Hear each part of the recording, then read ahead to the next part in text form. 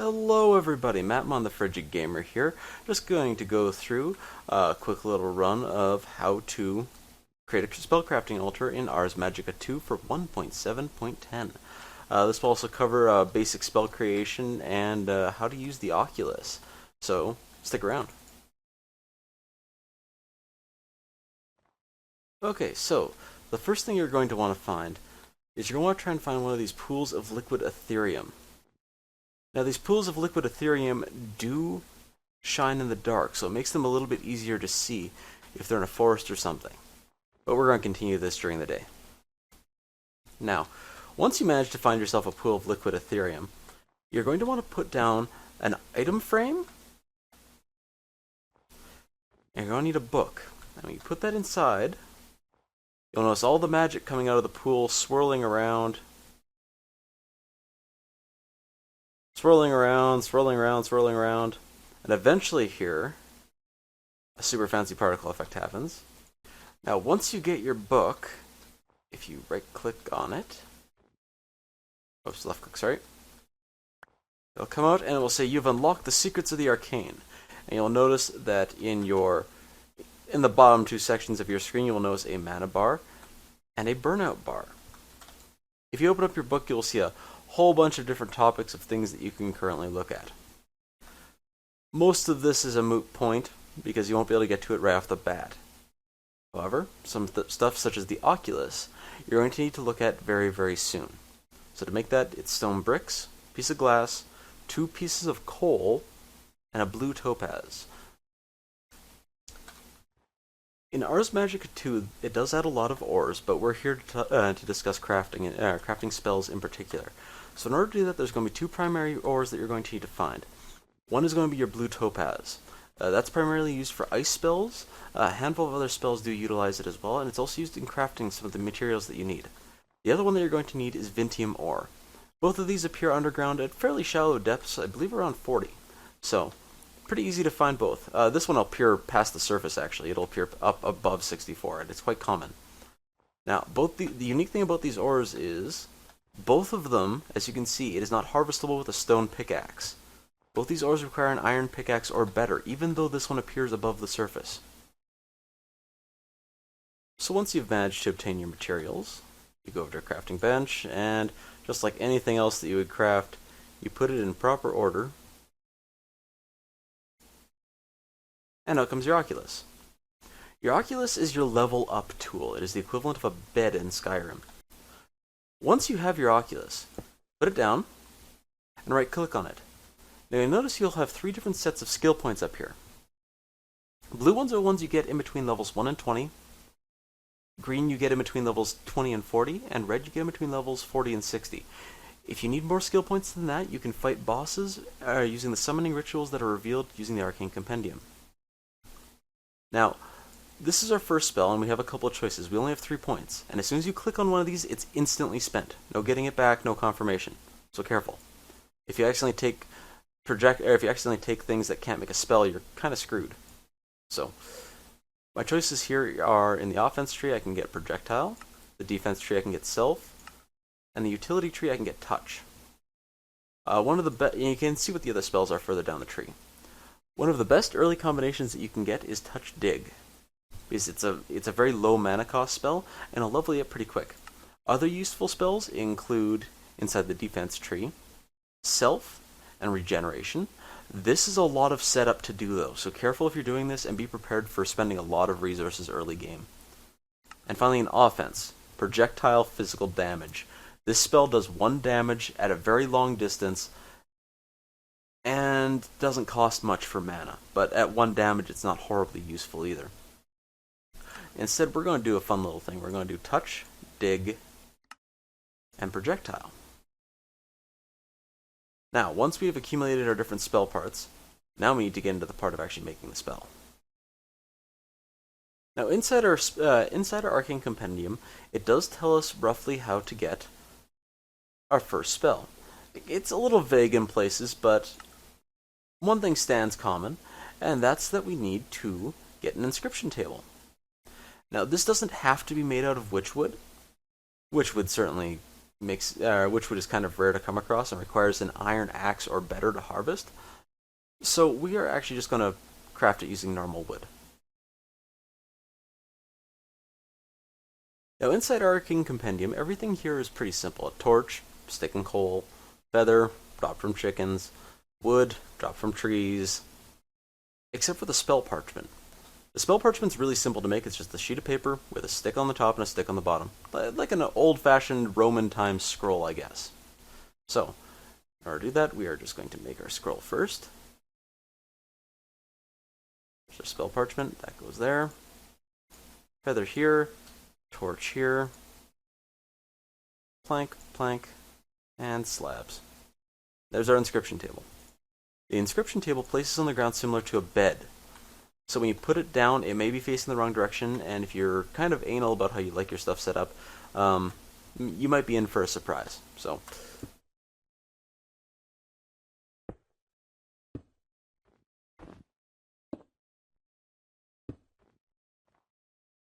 the inscription table also doesn't like being placed down on top of snow. You have to clear out 2 spots for it, as we just found out.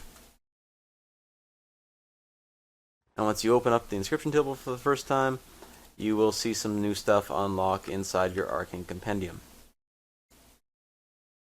Namely, how to build a crafting altar, and all the different behaviors of that, but we will go through that in a minute.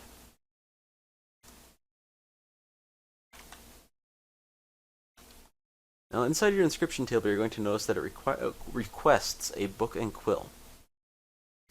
So, that's exactly what we're going to do. Since I'm in creative right now, I have access to all of the different spell parts, but I will go through this proper here afterwards. So, now as a recipe from vanilla Minecraft, a book and quill is made using a book, a feather, and an ink sac in any orientation. Now that you have a book and quill, you go to your inscription table, you put down the book and quill, and now you'll see that you have a whole bunch of different squares. Now we are going to name this spell as Dig, because that's what it's going to do. It's going to dig. We're going to do something neat here. Touch costs less mana than projectile. But what if we still want to use our spell as a projectile? These are called shape groups. Now what I've done here is I've actually made a group specifically for touch and a group specifically for projectile, so I can use this spell in multiple ways. Once you get further down and get some more levels, you can actually create more complex spells and have different spell groups. One thing that you might see, like for instance a fire spell, you can use it as a projectile, or you can add gravity to it and area of effect and turn it into basically a fire grenade. It's going to cost a lot more mana, but it's also going to be a lot more effective. Now after you've chosen your shapes, these are only for shapes and modifiers, these are the only things that can go in here. All of your actual components have to go in here, in whatever order that they're going to be triggered. You can also put shapes in here after they've done in here, if you have universal things like AoE or something like that. Once your spell has been created, you simply pull the book and quill out, and you're given one final chance to rename it if you need to. In our case, we're going to use the word dig. Bam. Now if you actually read this, you'll see all of its different components, and then you're going to see a materials list. These are all of the materials that this thing is going to require at the crafting altar. But we have to make a crafting altar first.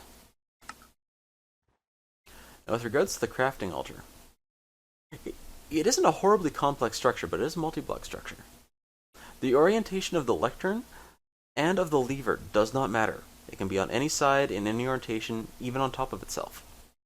The part that is going to matter is what the altar is made out of. The caps and the main component. Now you'll notice that the main blocks can add a maximum of 3 effects, and the caps can add all the way up to an additional 10 effects, up for a total of 13. Our dig spell is comprised of 3 effects: touch, projectile, and dig. So we're going to need to make an altar that can have at least 3 different components. So let's see here. If we go through our list, if we make our altar out of bricks with a glass nah. Let's see, what else can we get? Let's do coal blocks and stone brick, because that'll look kind of nice and it'll match like a really rustic sort of castle-y look. Now you'll see that the crafting altar is made out of many different kinds of brick. Not just normal bricks, but there's also stairs in here. It uses a combination of stairs and bricks, as I just stated, but anyway. Luckily, this thing gives you a layer-by-layer comparison of how to do it. We're just going to pause it here so we can see. Now we can see that the base of this is 5 by 5 for a total of 24 bricks, or 24 blocks just in the base, plus 1 cap. So let's make that. 1, 2, 3, 4, 5. 1, 2, 3, 4.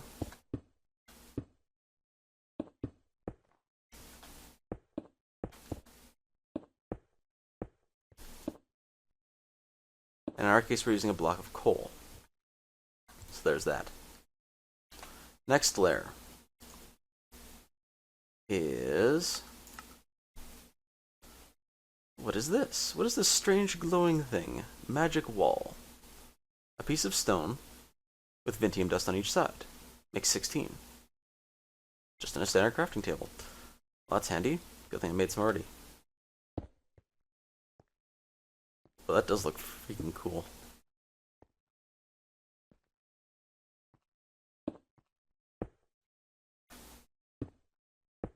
Well, that's that layer. I know that the next layer is just like this. They're partially opaque, not completely. And this goes all the way up to 3 high.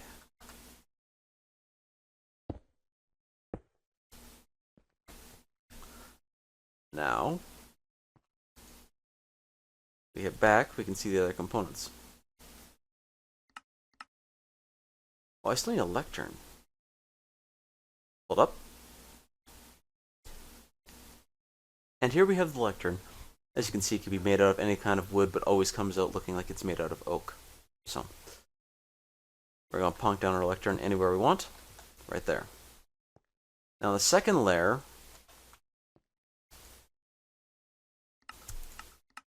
we also need a lever. So let's quickly grab one of those. The lever can be anywhere. I like putting it opposite of the lectern. Let's just clear out our inventory a little bit because we don't need those anymore. And the next layer. Oh. Create some upside down stairs here. Alright, well that's easy enough.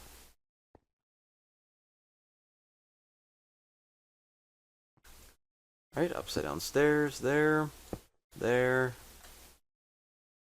there, and there. Okay, that looks pretty. Next up is the final layer. This requires 2 regular blocks, 4 more caps, a crafting altar. Oh, that's easy enough. It's just a piece of smooth stone and a piece of Vintium dust. Both of which I have in my inventory already. Well, the crafting altar anyway, not the Vintium dust and stone. And then our caps and some more stairs. So let's quickly piece that together.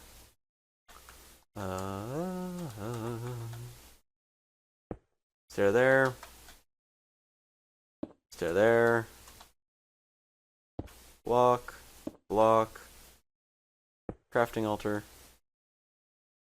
Does not like shaders. Not yet anyway. It will in a minute.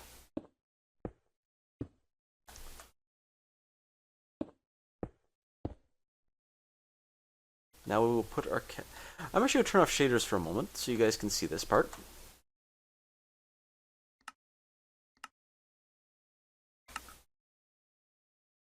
Okay. Now you'll see that the crafting altar looks like, well, itself. It looks like the crafting altar normally does. The way you can tell that your the full crafting altar has been completed is once all the blocks are in place, your crafting altar will be changed to look like the blocks that the altar is made out of. That's how you can tell that it's finished and built properly. Now, back to how we were. Now we have one fully completed crafting altar. What do we do with it?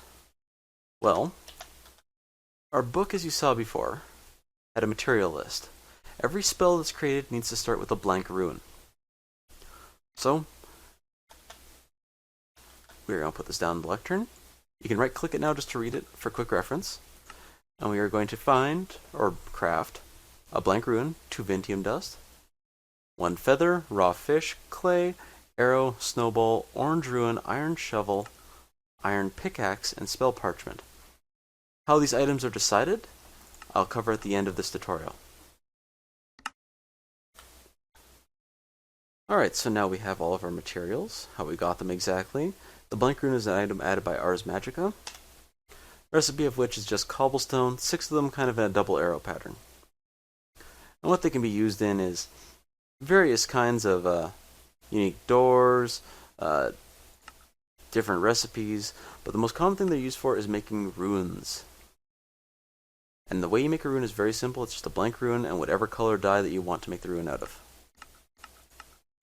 There's 16 in total, just like there are colors. Nice and easy. So, let's begin crafting. As I said before, crafting begins by hucking a blank rune in. And there it goes. You can see the spell, you can see the magic weaving through the air, and you'll see the book now request new items. It's requesting its Vintium dust next, so we'll huck that in. Now a feather.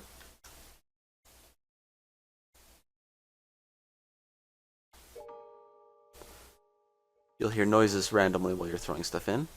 Piece of clay. Another piece of Vintium. An arrow. Snowball. The orange rune. The shovel. And finally the pickaxe. Oh, sorry, and finally the spell parchment. Spell parchment will always be the last thing in the recipe.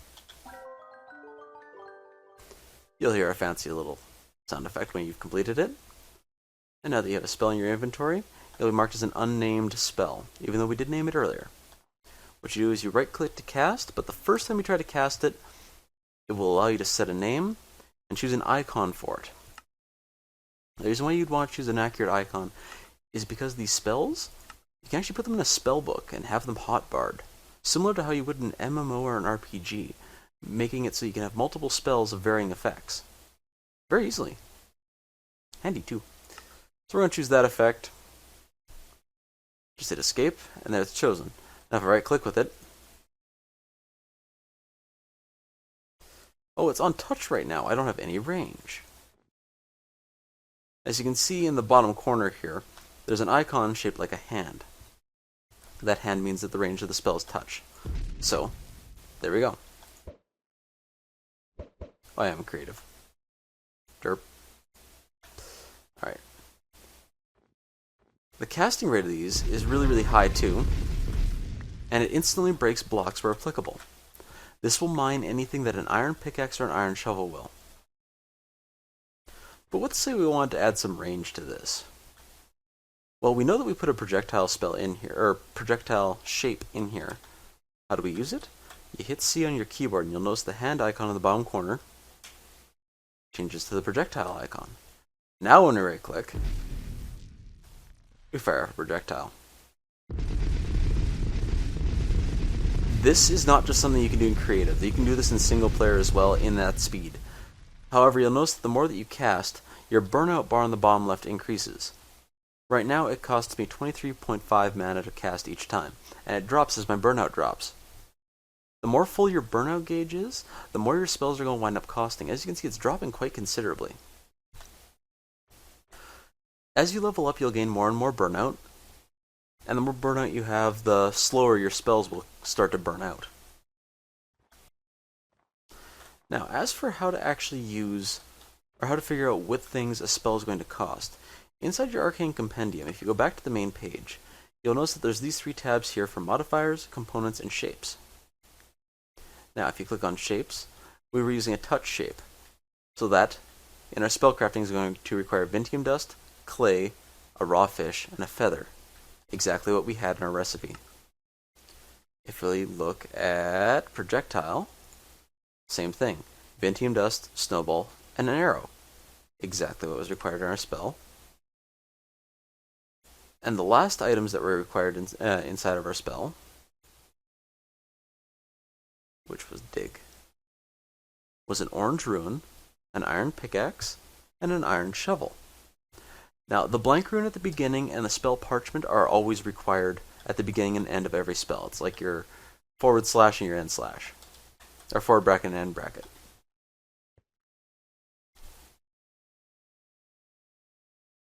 And the last thing that we're going to cover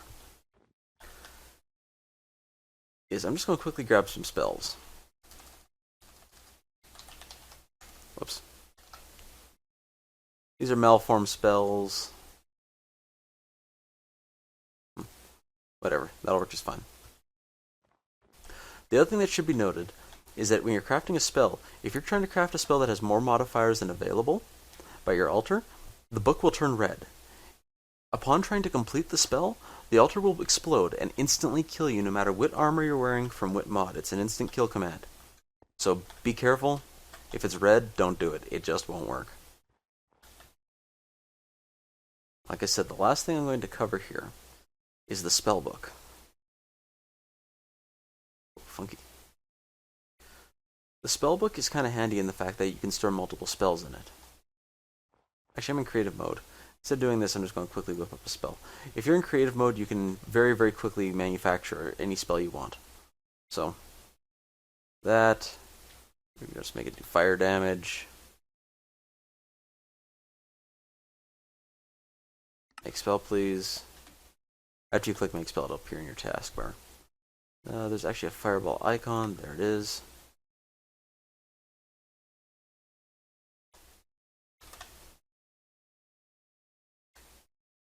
There we go. Fire. Alright.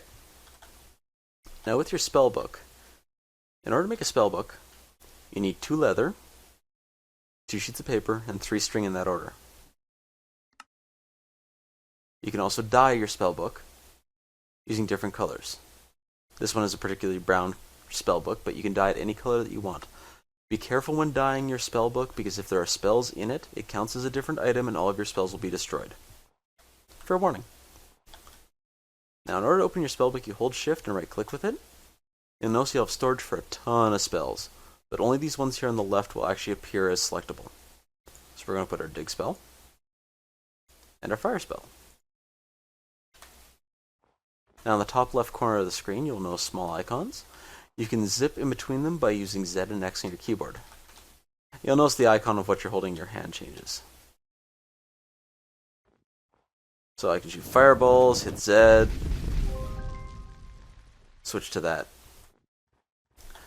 Now the importance of this, aside from having all of your spells in one close location, is your spellbook can be enchanted.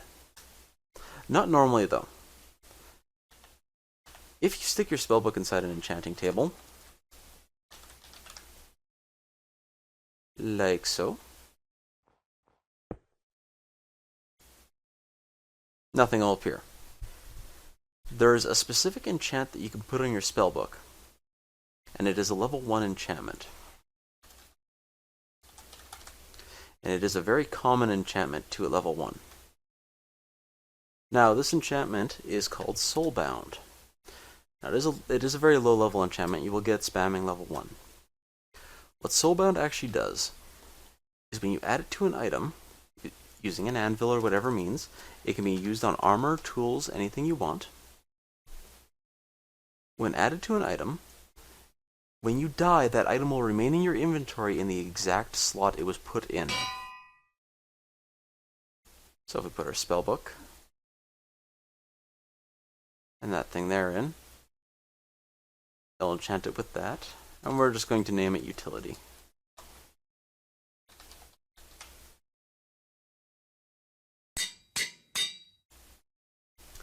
Now when we open our spellbook, we can throw those in it. And just to prove our point,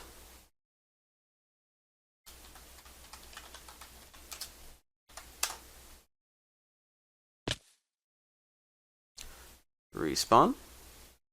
Oh, hey, and look at that. There's our utility book still in our inventory in the exact same slot it was before. So, to everyone out there. Good luck, happy hunting, and happy spellmaking.